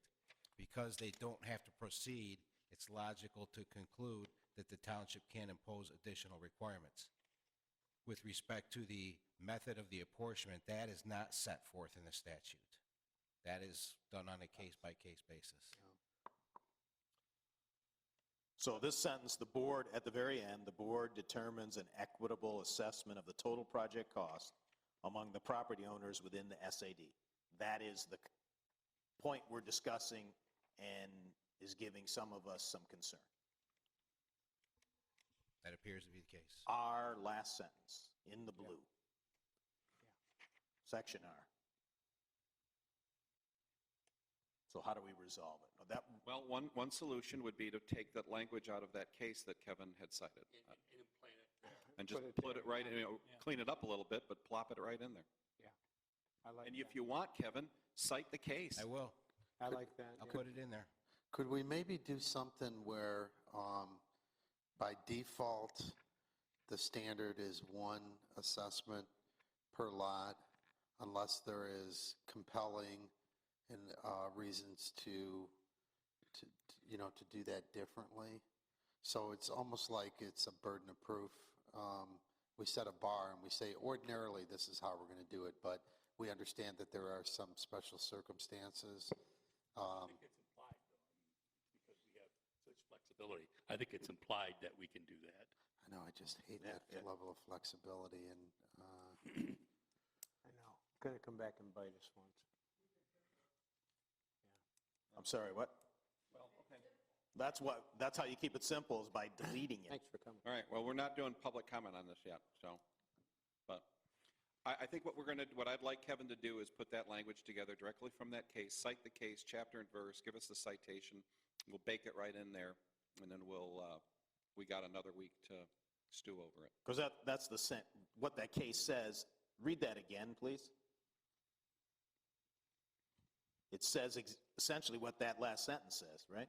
It says, in general, no specific method of apportioning the cost of an improvement is required, except that the method selected must be fair, just, equal, and in proportion to the benefits conferred. Perfect. Yeah. Putting that in there and this sentence is the same result. Yeah. Well, the word equal is in there, that's good. Equitable, equal. And then cite the case itself. Yeah, I like it. If somebody wants to challenge it on the spot, you can say, here, look it up.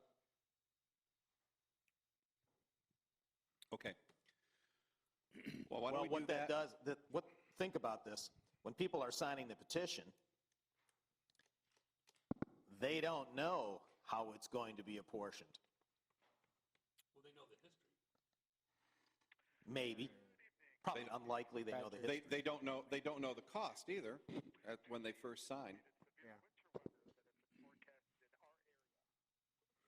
school's canceled tomorrow. It is? That's why I just picked it up, yeah. What happened? You're kidding. Plymouth Schools Canton canceled. schools are canceled for tomorrow.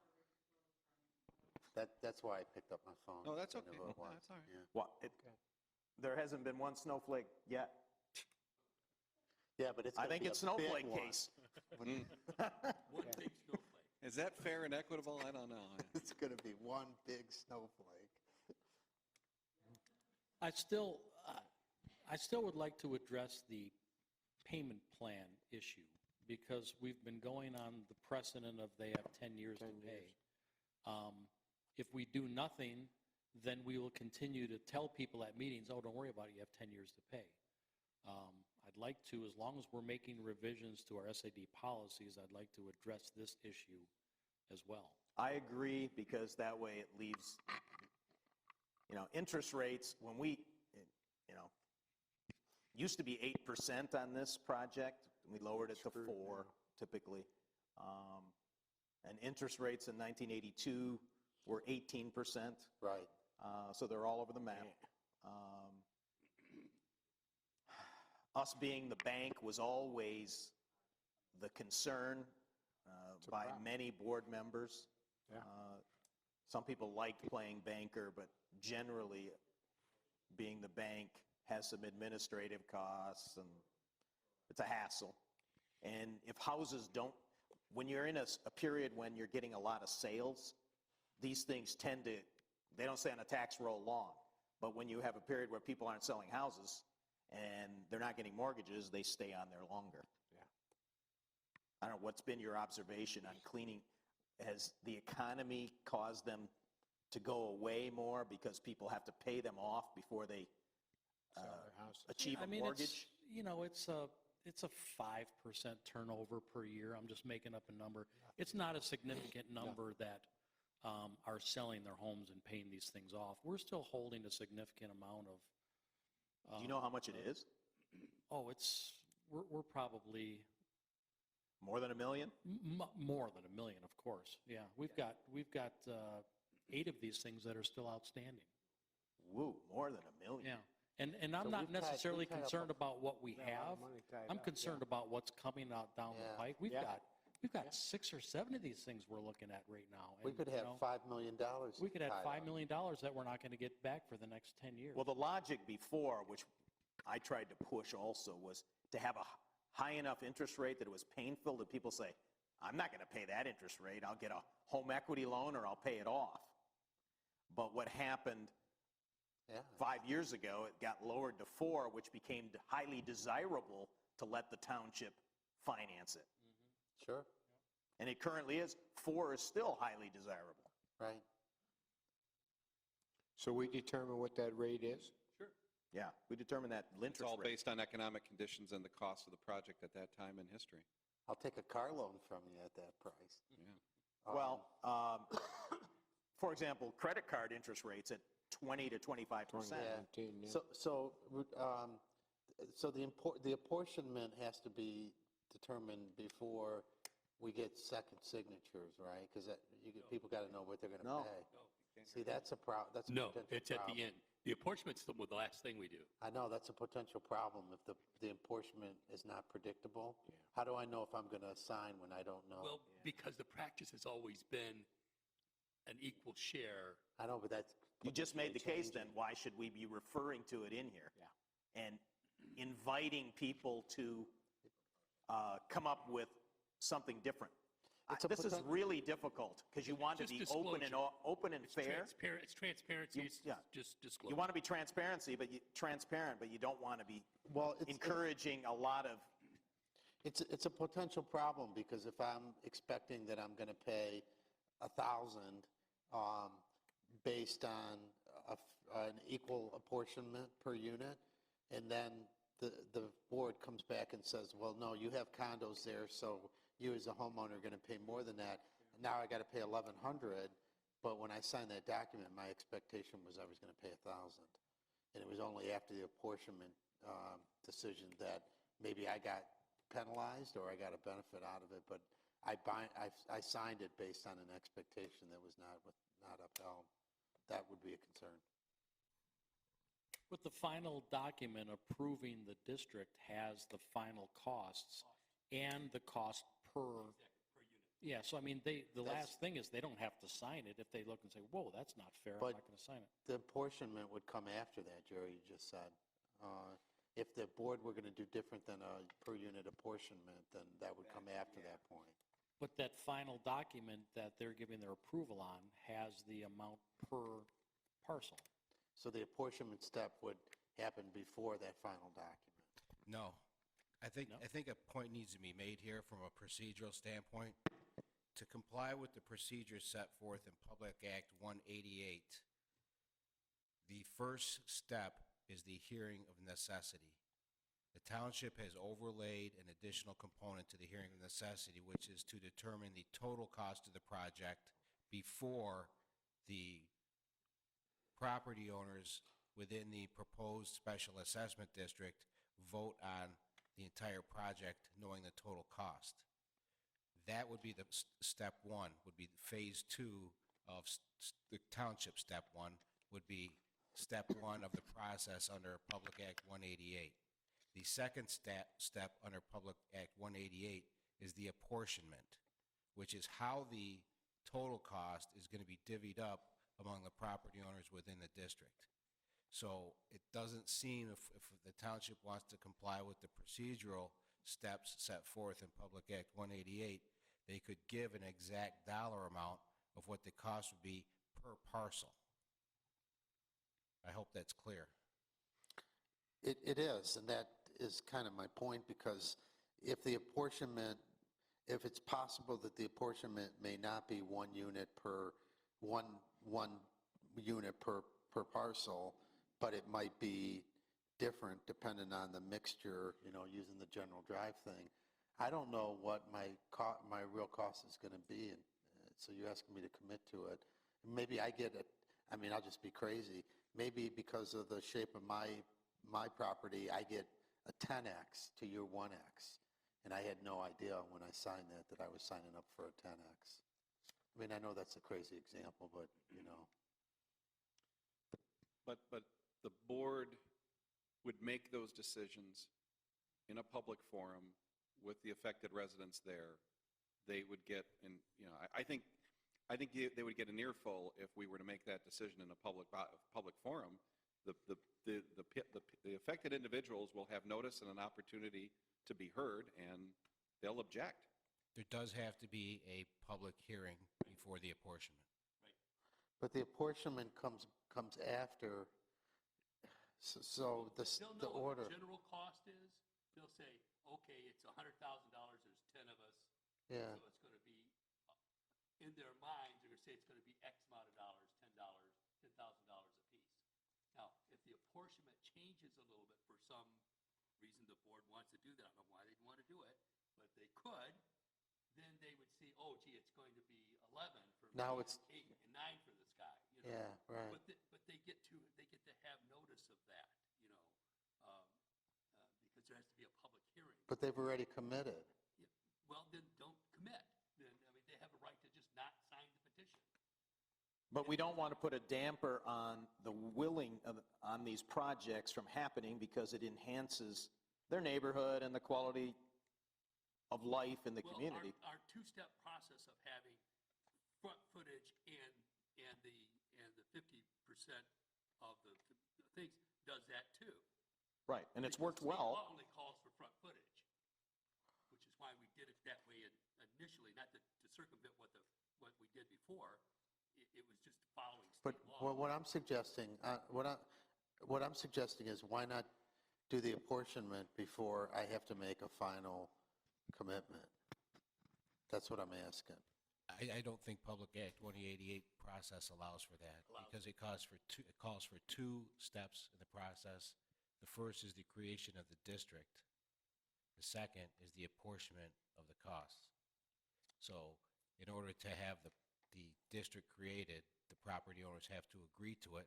Under Public Act 188, it would be blindly agreeing to it, not knowing what the total cost is going to be. In the old way, we didn't have the second step of the second signature.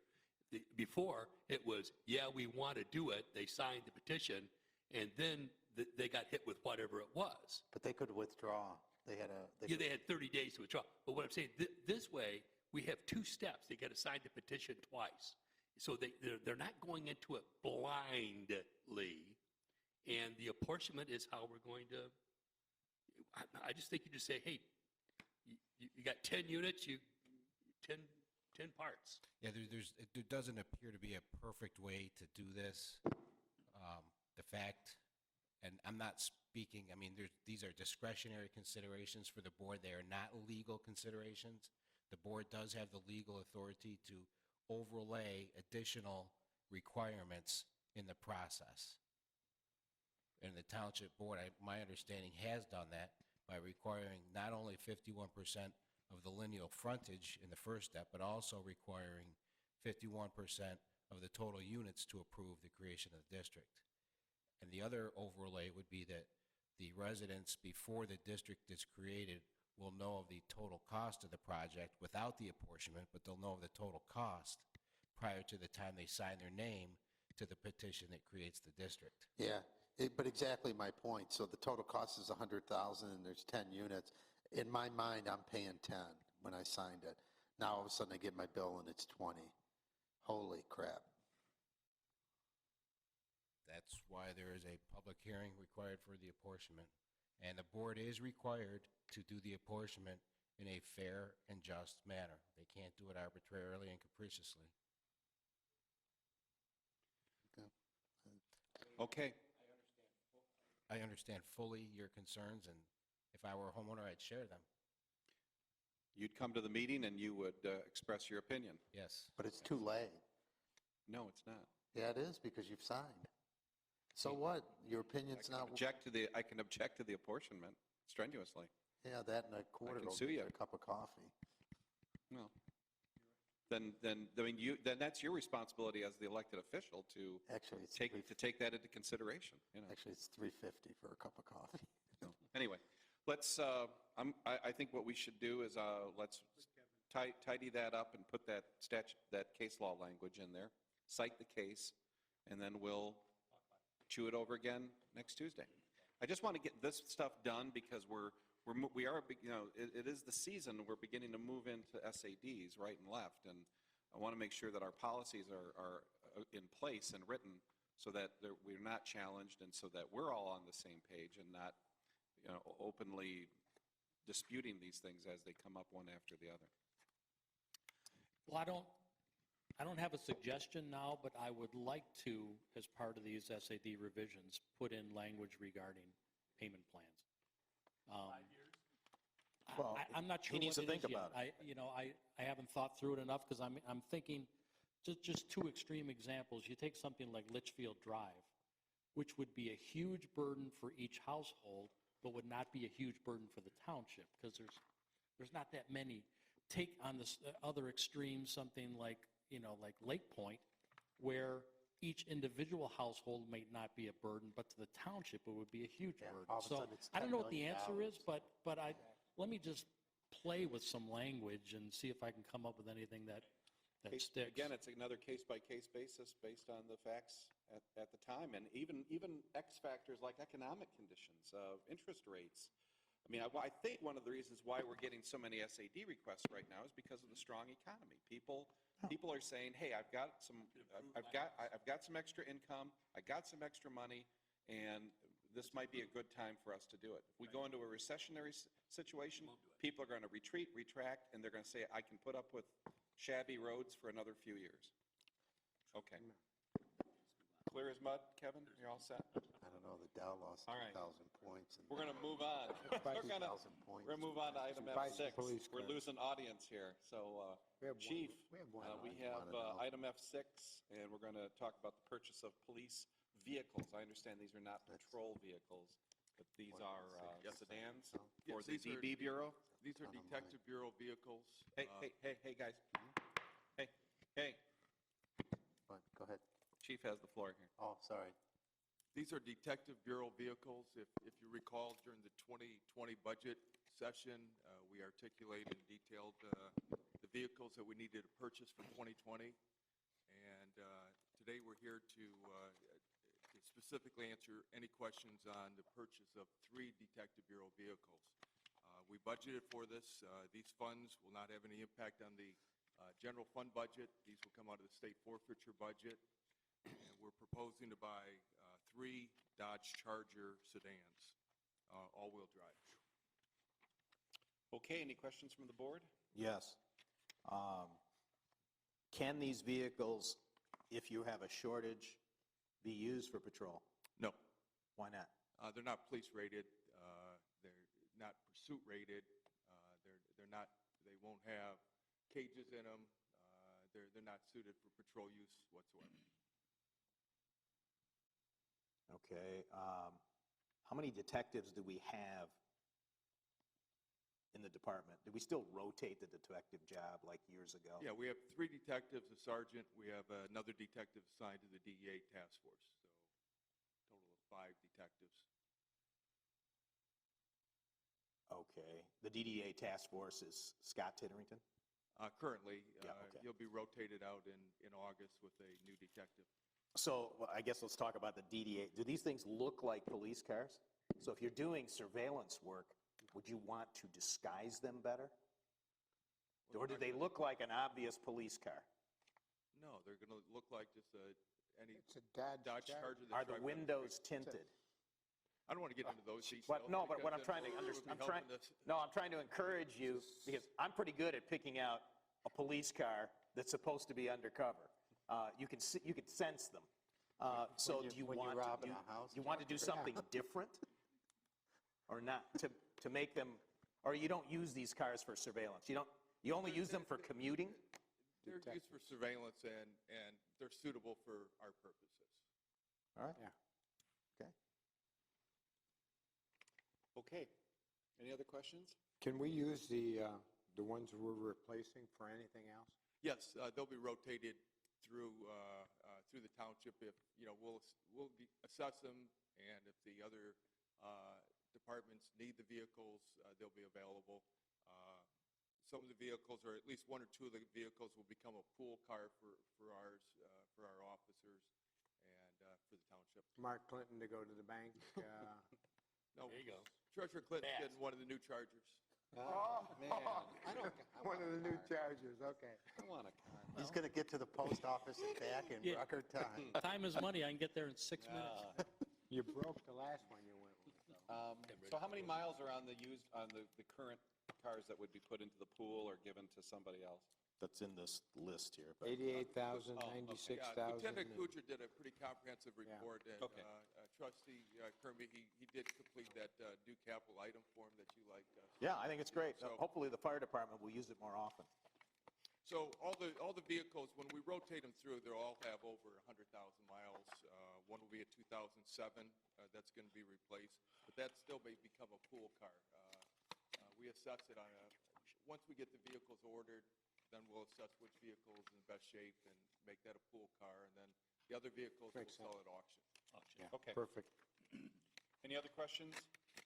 Hearing none, I need a motion. Mr. Supervisor, Heitman? I move to approve Resolution 2020-02-25-20, authorizing the purchase of 3 2020 Dodge Charger SXT all-wheel drive sedans for an amount up to $75,829.17 from the budget of state forfeiture funds. Motion's made by Trustee Heitman. Is there a second? Second. Second by Clerk Vorba. Mr. Clerk, please take the roll. Trustee Dorchevitz. Trustee Kermy. Yes? Supervisor Heisey. Yes. Treasurer Clinton. Yes. Trustee Heitman. Yes. Clerk Borba, yes. Motion carries. Thank you. Item G is supervisor and trustee comments. I've alluded to it a few times tonight. We are having a special meeting next Tuesday, March 3rd, same time.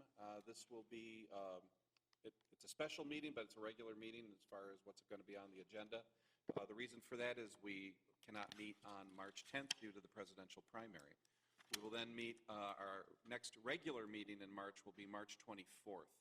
So this will enable us to pay bills and take care of the more mundane business of